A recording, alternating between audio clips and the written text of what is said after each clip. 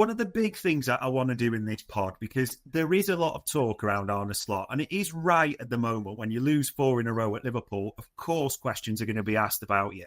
So that there is right to look at a few of these questions, and Slot out, and I'll call it this, it's nonsense, people are going too far, but it is right at the moment to say there's questions that he's not really answering time and time again. Yeah, I don't know though, because I'm kind of like, I don't know, maybe I've got a bee in my bonnet about this physicality thing, but I look at the kind of this run of results that Liverpool are on, and don't get me wrong, I'm not saying that they played well in here and they deserve so much more. But I'm looking at it and I'm thinking, Crystal Palace, they lose 2-1, they concede a corner and they concede a long throw in.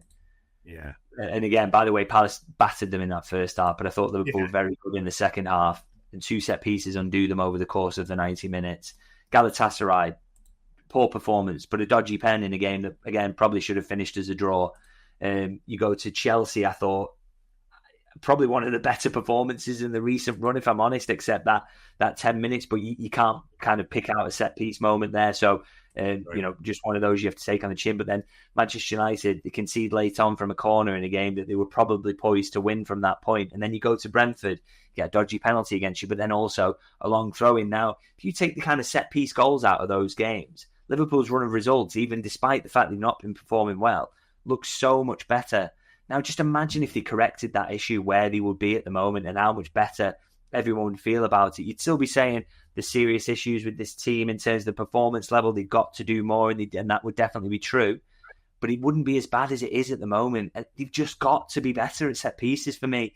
They've got to defend set pieces better and defend long throw-ins better. And if they did that, the results wouldn't be anywhere near the level of poor that they have been at the moment. It's such an important part of the game, and it's like, how can we, we're looking at Arsenal and saying, wow, they're unbelievable. Well, all they're doing at the moment is scoring from set pieces, literally. I mean, how many goals it's crazy how many goals they scored from set pieces, and we're like, wow, they're just impenetrable. What an amazing football team. Well, it's like, it's kind of like cheap goals that you can get, and Liverpool are not getting those, and they're giving them away so easily, and it's proven decisive in terms of results. I just think you've got to do more about this aspect of the game, because it's increasingly decisive. And I think the fact that Liverpool's recruitment staff didn't see that coming, poor for me, really deserves criticism. Arne Slot is part of that, by the way. They all agreed together who would be signed. But at the moment, it's deciding games against Liverpool, and they've got to sort it out. And I think, as much as we can question certain aspects, I think he's kind of putting fixes in for the build-up issue. I think Liverpool are creating enough to win games without question. But the fact they are not winning games is just purely down to, at the moment, that they cannot stop set piece goals going in. And until that fixes itself, you can talk about the tactical fixes he's putting in, how certain things are working. But this is deciding games. This is deciding every Liverpool game at the moment. And, what are you going to kind of do about that outside of just not being rubbish at set pieces? You did mention them post-conference as well, and you do just wonder how much pressure Aaron Briggs is under, because it really hasn't been good enough at all this season.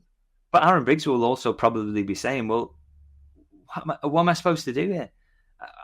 That long throw-in at the start of the Brentford game, unless you stop Ayer getting that first contact, and you can do everything you can to try and stop that, but there's probably another player who's 6'5" in there for Brentford who's also going to get first contact instead.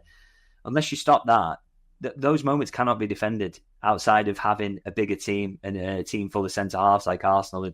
And, they've just... I would maybe sympathise if Aaron Briggs said that it's maybe not about set-up, because they've tried some things, haven't they, around kind of set-up. I mean, they were defending wide free kicks in a slightly different way earlier in the season, and that seemed to work for them. So that's a nice change, but you can't do that for long throw-ins because there's no such thing as an offside, so you can't stand further up the pitch. You've got to be massed in the box, and the fact is you've just got to win the header there. There's nothing that can be done for that other than and someone saying don't put the ball out. Absolutely, that's true. But Liverpool should have appreciated that this was the way that the league was going. And someone saying don't be salty about Arsenal. I'm not at all. I'm praising them for that. I put a tweet out the other day saying that Mikel Arteta saw this coming and he got ahead of it. Yeah, and you've got to praise that. That's absolutely fine. But also, you can't sit here and say, wow, they're an electric football team either. What they're doing is they are winning the Premier League and winning Premier League games, totally recognising what the league is at the moment. And Liverpool's failure to do that and to add Wirtz into a midfield that was already not very good at winning duels, to add flying fullbacks rather than a centre-half profile out there, they were mistakes, you have to say now. And they did not see the way that the league was going. And until they solve that, for all the other issues that Liverpool have got, they will be papering over those massively in the way that Arsenal are paper over in the fact that they can't score goals from open play, seemingly. It's absolutely fine to have issues if you paper over them in some way, but Liverpool can't paper over theirs at the moment because they constantly concede from set pieces and direct play. And until I see a fix for that, that's why I know there's no chance they'll win the league, because there's too many teams capable of exploiting that particular weakness, really. So, yeah, and I just can't see how they fix that outside of transfers, unfortunately. I suppose set pieces might be transferred if that's in his docket, so that isn't a quick fix. I do want to ask you about this, because this is bugging me. The subs. Last season, it was subtle tweaks in second half, wasn't it? It was maybe if Gakpo was on, Diaz, was switch round there. Maybe a small tweak. The midfield didn't change too often. Like, it was very minimal what was done. This season, you're almost questioning sometimes the lineup and thinking, is that right? But it's the constant subs of just get attackers on. And wasn't that punctuated on Saturday more by anything that at one stage we had a McAllister, a Wirtz double pivot with Szoboszlai back to right back, and hold on, crap, that's not working. So 5 minutes, I'll put Gomez on for. It just showed almost like a bit of a mess, the sub scene this season. Yeah, but again, it kind of comes back to that he's not being given the ingredients to do what he wants to do. Ultimately, I mean, the fact that the starting lineup never looks right because you go 1-0 down to a set piece, which, or in the case of against United, you 1-0 down immediately because of a long ball, or 1-0 down early against Crystal Palace because of a set piece. It's kind of, once that starts, the game's already getting away from you, and you're already trying to react, and you're already setting up your opponents to get in a deep block and defend what they've got. You just cannot ever give yourself a footing in the game. And so what you end up doing then is kind of start to panic and throw on attacking subs, and then you start to attack a bit more, which Liverpool absolutely do, and they're tending to score goals in those moments when they have the attackers on the pitch. But then, of course, then they're still looking weak in terms of defending, because they've then got loads of smaller attacking players on the pitch. So the problem is the plan is going out the window every single week. And, the manager was genius in his substitutions last season. Do we think he's lost that ability and he's completely lost his mind now? Or do we think it's constantly that Liverpool are chasing games because they're conceding goals from set pieces? And I know I seem like I'm just obsessed with that and I want to blame everything on that, but it's such a massive factor when you're 1-0 down in every game. I don't know how people can dismiss that. That colours the entire game and the performance and how it plays out, is that they're constantly finding themselves down because of direct play or set pieces. And once you do that, you're always on the back foot and you're always chasing things and you're always doing what Slot is doing at the moment, which is he's not feeling like he's able to make small tactical tweaks in games. Yeah. He's had to do something crazy to get Liverpool back in it. And I think I look back to the Arsenal game where Liverpool didn't concede from a set piece. And Slot was able to make a sane tactical change, which was to push Curtis Jones into a slightly more advanced position. Liverpool go on and win the game because of that tactical change. Liverpool, the team that are trying to win it. And we praised him to high heaven, and I think rightly so for that. But the problem is every game since is Liverpool have been conceding the set piece. And once that happens, you are just chasing. You're chasing and chasing. And so it's making the manager look worse. And like I say, I think the blame is not entirely on him. It's partially him, because he will have had a hand in the summer. But my God, Liverpool, how did you not see this coming, that teams were getting better and better at this aspect of the game, that everybody was recruiting a set-piece coach, that everybody was starting to sign kind of 6'5" players across the back line. And it's not like I'm kind of using hindsight here either, by the way, because I wrote a piece in April about Liverpool's inability to win duels in the latter part of the season, last season, and said, surely that they will go now and sign some physical players to kind of make up for this. Well, they went the complete opposite way, and now they're constantly trailing in games because of it. And I just think, I'm not a football genius. I'm clueless, and the things that they know about football is on a different planet to what I know. And yeah, I could see this coming, and I'm just some idiot. That they didn't is a real failure, and it's leaving the manager on the back foot constantly now. Does it, though, in terms of, and I get the set piece, I don't think anyone's going to dispute that, but obviously looking at other things as well. Frankfurt away is different to Brentford away. It's a completely different game. One team, is big in the air. One team's actually a team worse than us at set pieces in Frankfurt, which is hard to believe. But in terms of knowing what is strongest lineup, is there not a criticism there, a sense of like, Arne Slot, if you knew their set pieces and bigger, why weren't Endo on the field? Why wasn't Joe Gomez on the field? The net, like things like that. You specifically picked like ballers, smaller players, however you want to describe it. There wasn't really a horses for courses approach in this one.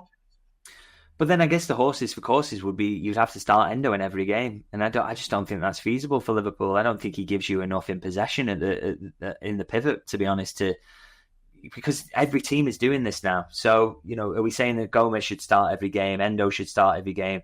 That wasn't the plan coming into this season, was it? And the fact is, Gomez, he may go in January, he could go in, I'm almost certain that he will go in the summer. Yeah.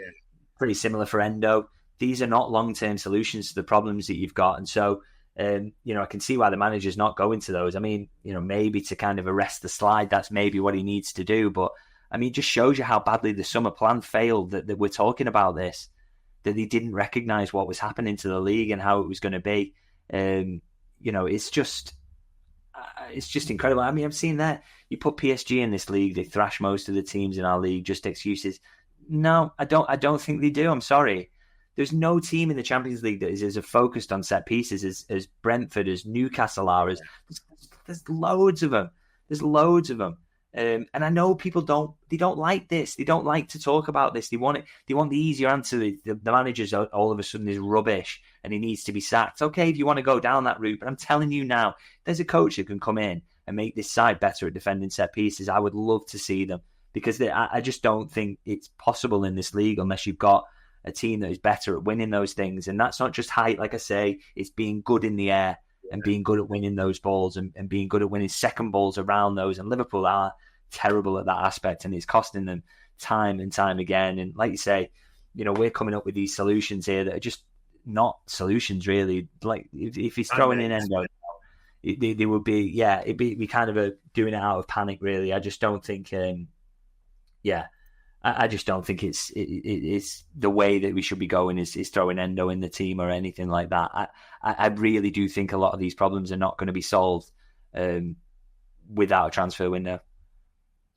Yeah, it's a weird one. It's just looking at all options. I do think this was a game made for Joe Gomez because of the nature that was going to happen. I did want to see 3 centre, but it doesn't really matter now. I suppose, because obviously we're talking about set pieces, all these things, and people are passionate about this in the chat panel. Pressure is building. You can't ignore that at the moment. At what point does that pressure really ramp up on Arne Slot? Because it's high now. I mean, you lose 4 in a row, there's no excuse in Liverpool. But this week, you could go out the Carabao Cup. Everyone's like, oh, it's great. Villa have got a terrible record. It's Liverpool under the lights. Liverpool have lost their last 4. Villa have won their last 4. So their form trajectories are going different ways.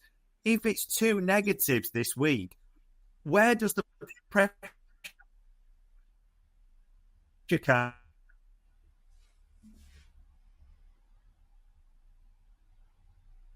Oh, sorry, you just kind of got a bit sticky there. But yeah, when is he under pressure? I kind of caught that. You can't keep losing as Liverpool manager, can you? You start to get to 6 and 7 defeats on the bounce of the Premier League, and I think you really kind of worry about him. And I think, like I say, I think you would have a fair point to kind of point at the people around him and say, well, you've not given me the right tools here, but you can't keep losing either. I think, the performances have got to be better in certain aspects, and I think there are improvements he can make. I think Liverpool might just get a bit lucky in some games by the way of not conceding the set piece. The ball might not bounce for the opposition. I think playing at home will help. Liverpool have been away constantly at the moment, and I genuinely feel that it's harder to defend set pieces at Brentford away than it is to defend set pieces against Brentford at home. Because the atmosphere plays its part, how much Liverpool dominate the ball, the confidence that they use. I think, it's easier for Liverpool to defend those. And I think, so they might get a bit of a look in some of these coin flip games, which definitely isn't coming with them at the moment. And they'll generally play better, I think, in home games as well. And they'll have games, maybe they'll be the odd side in the Premier League who are not absolute kind of lunatics in terms of launching the ball. So I'm hoping that, better results can come. And I still think this side is absolutely capable of finishing the top 4 as well. And I think there's a bit of gelling to come as well still. Viet's still settling in, Isak, these players, there's more to come from them, absolutely, and Kirkes as well. So there will be better results. I don't doubt that. But yeah, there needs to be, because I think, like I say, you start to get 6, 7, 8 on the balance defeats, it really does ramp up. And I think the biggest indicator will be the moment that FSG feel that top 4 is in doubt, is the moment they'll be more likely to act, really. Hopefully it doesn't come to that. Liverpool is still in that mix very firmly. But yeah, he can't keep losing, that's for sure. Yeah, he needs to change. It does feel like an absolute huge win.